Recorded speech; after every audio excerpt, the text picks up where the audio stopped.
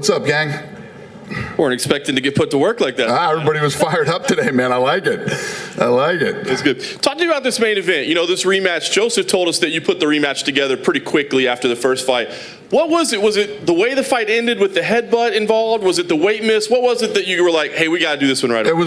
It was both. It was everything. That fight was a no-brainer to redo. We had to redo it. So here we are. Now everything's perfect. So no excuses. No controversy. Hopefully we answer all the questions tomorrow night. You were kind of joking that you were nervous about Devison's weight, before all the COVID stuff. I was checking in with them all day today, and he was on point. I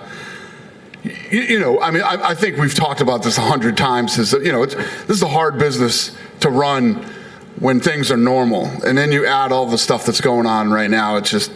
It's pretty tough. It's pretty tough to do. Yeah. But we're getting through it. We're doing it.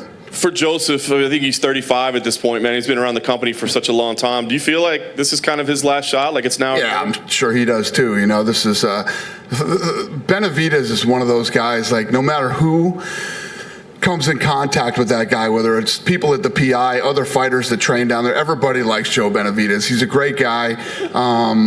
He's a hard worker. There's never any bullshit with him. It's all, he's a straightforward kid. He's a good kid, so it's cool to see him get another opportunity at this point in his career. I'm happy for him. I want to ask you about the co-main event, Kelvin Gastelum. Does it feel like kind of a crossroads fight for him? I mean, he had a fight of the year, one of the greatest all-time fights ever. He always does. Kind of a flat performance after that. Does it feel like this is a crossroads at all? I don't know, man. That kid's always exciting. He's always in fun fights, and I think tomorrow night's going to be the same too. I think that's a really fun fight. He's always in it. He's always right there. So I don't know. We'll find out. I don't think it's a crossroads fight, though. This is a kid that, win, lose, or draw tomorrow night, will still be in the top 10, will still always be exciting, and can pull out a win with one punch. Yeah. I want to ask you about a guy that fought, I guess, like 48 hours ago at this point. Kamzat Chimaev is around the hotel saying he's cutting weight, trying to get another fight on this upcoming fight card before Fight Island's over. Listen, he asked me to that night. I said, why not? Yeah, all right, let's do it. So you're trying to find somebody for him? Yeah, we are. Is he done, or are you still looking for somebody? As far as I know, we're still looking. Is Mick in here? Mick can never get out of here fast enough, can he? He's working on something for him right now. We'll see what we can figure out. Speaking of leaving, we heard you're leaving Fight Island early. You're not staying through the whole run? Did what? Are you leaving early? Yeah, I was always. My birthday's coming up, so yeah. Okay, fair enough. I wanted to ask you, seeing the news back home in Vegas, it seems like, you've mentioned you are a little bit worried. Mm-hmm. I've seen the headlines the last few days that I hadn't been seeing. It seems really bad.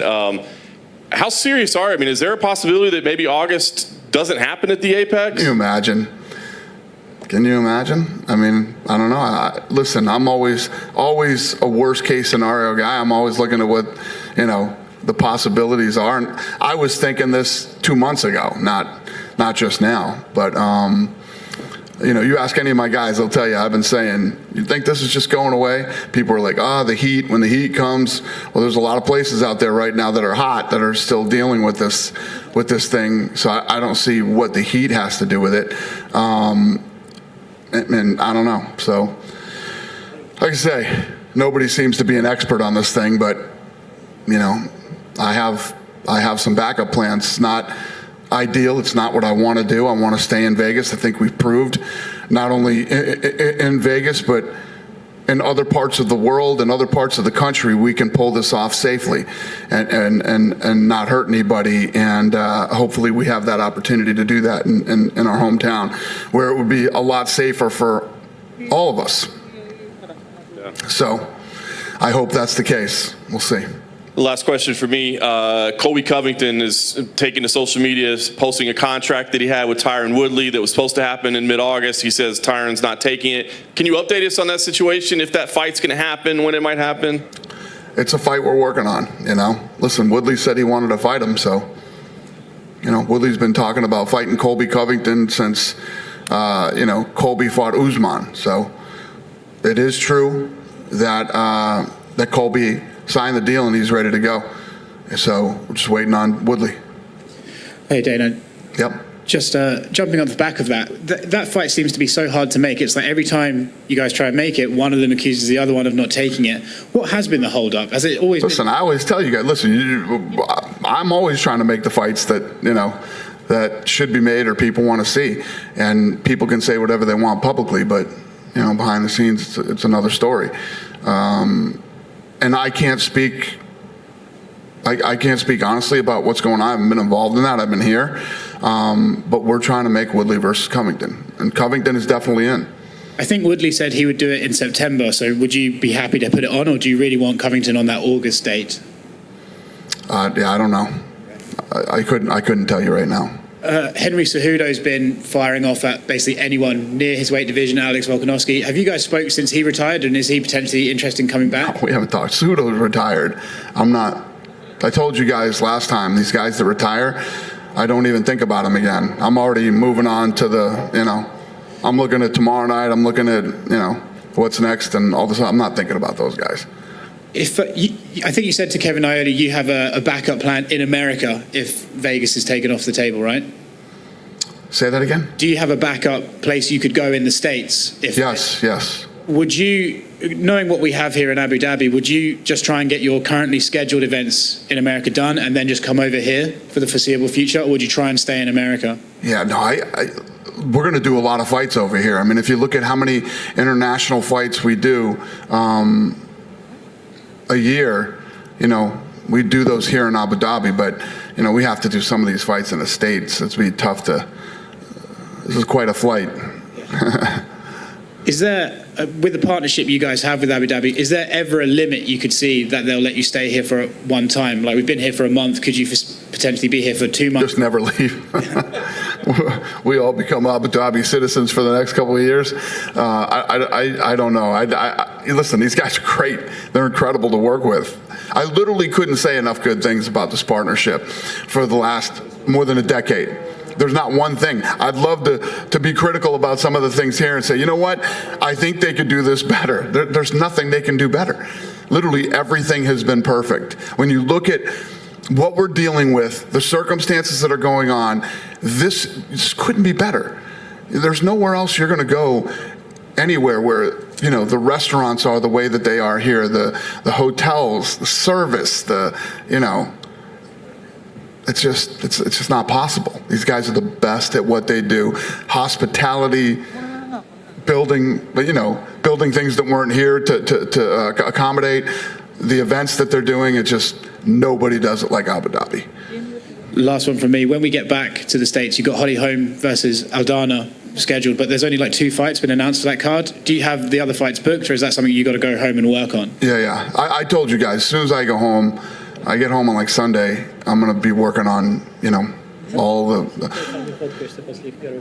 I get home Sunday. By Wednesday or Thursday, I'll have everything done till October. I'll have all the way up till October done. Maybe even November. Jenna, you talked about Cejudo, that you're not thinking about him since he announced he's not fighting anymore. What about John Jones? He announced the same thing, but he hasn't been. John Jones doesn't want to fight. Yeah, so I don't know. I don't know what I'm going to do with him yet. You don't know if you consider doing an interim title? I haven't even thought about it. Yeah. Speaking about titles, you've mentioned that Gilbert Burns is next for Kamaru Usman. Jorge Masvidal is campaigning for immediate rematch with Full Camp. Is after he proved that he's a big draw, is that something you would consider doing now? Gilbert's next. Gilbert's next. Yeah. You were talking about the fights and that you have another plan if you have to change and not do them at the Apex. What about the Contender Series? Do you have a plan B? Sure. Yeah, no, that's a great question. Yeah, no, I don't have a plan B for that. I mean, that's going to be a tough one too. If we have to do the Contender Series somewhere, I mean, we're talking some of the plans that this isn't done and this isn't guaranteed, but some of the things that I'm working on right now, we would do the Contender Series for 5 straight weeks. Then I have some other stuff going on that I'm planning right now, and then we'd have another 5 weeks of the Contender Series. So, I mean, that would be hard to pull off somewhere. I mean, we'd literally have to go stay somewhere for 5 weeks to pull that off. So, who knows? I don't know, man.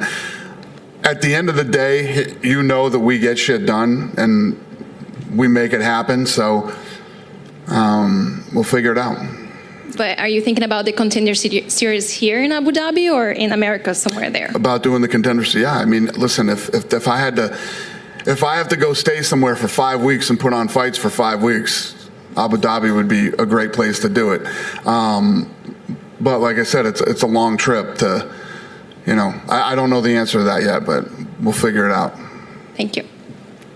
Mr. White, when you think about how a fighter's nationality can help further develop that territory, how has someone like Manur Laziz come along at the ideal opportunity when you've got UFC Arabia and the partnership with Abu Dhabi? Well, how is it, has someone like Manur Laziz, who's just beaten Al Hassan, has he come along at the ideal opportunity when you've got this partnership with Abu Dhabi?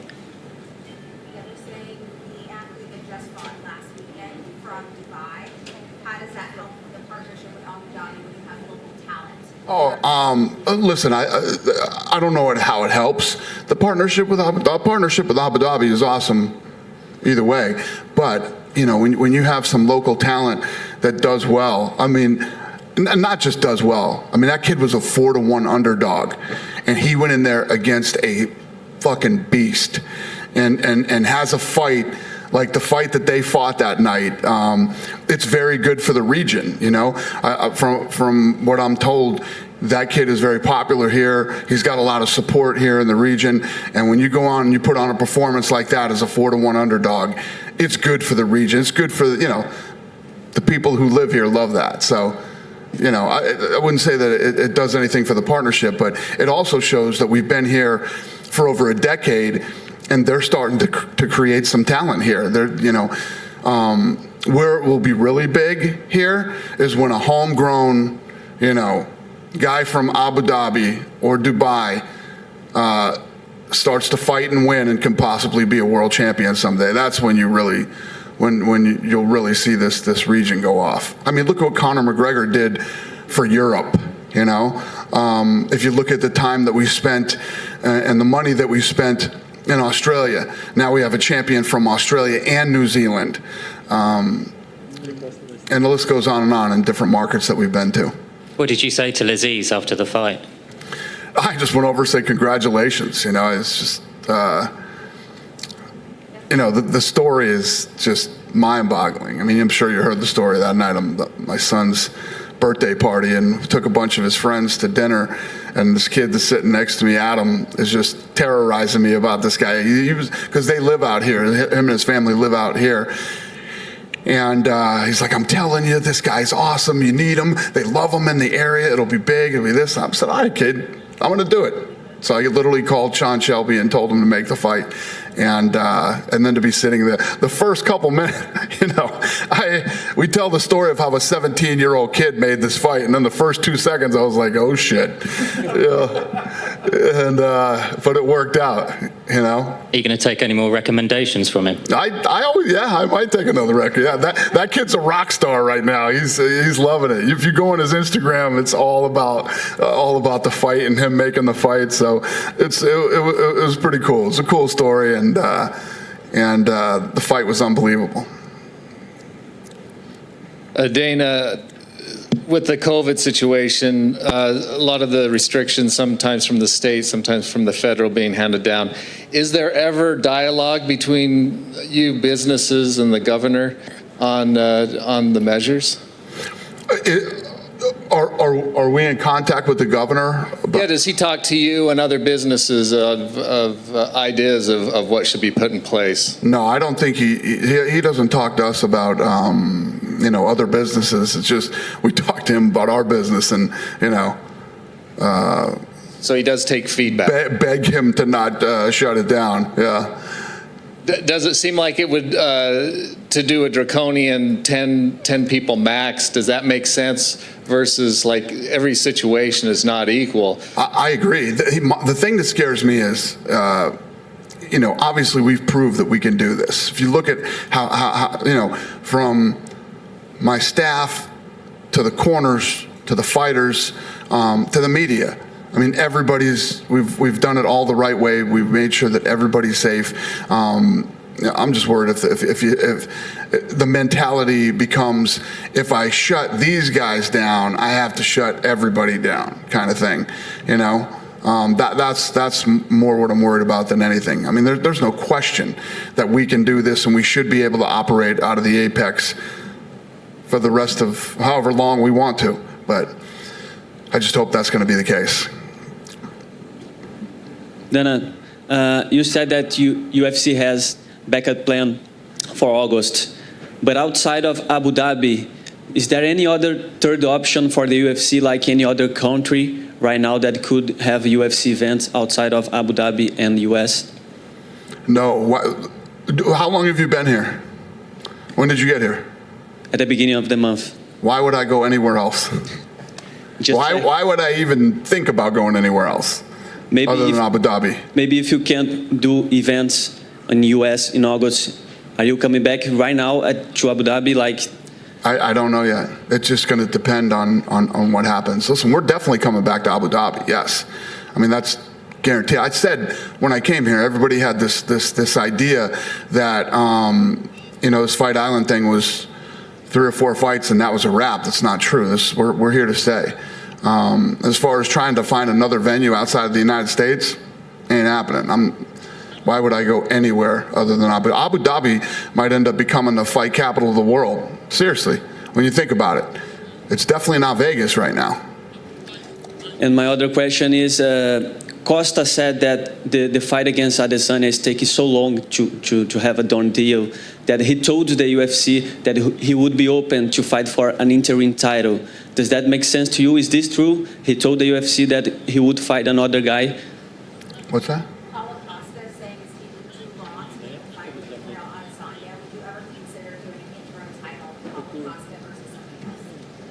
No, they're going to fight, and that fight's going to happen. Yeah, just because he said that he told the UFC that he would like to fight for an interim title. Well, the fight took so long to get ready because he got hurt.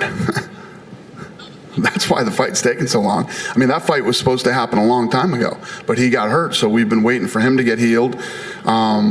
He's better now, and obviously the world is batshit nuts right now, so we're getting everything lined up, but that fight's going to happen. There's no need to do any other fights. Good? Hey, Dane? Yeah? Thank you, guys. Oh. Hey, Dana. I just have a last question. Yeah. Given what you just said, it's probably not the best time, but would you have any updates for the UFC in Paris in 2021? Yeah, no. Bad time. Thank you.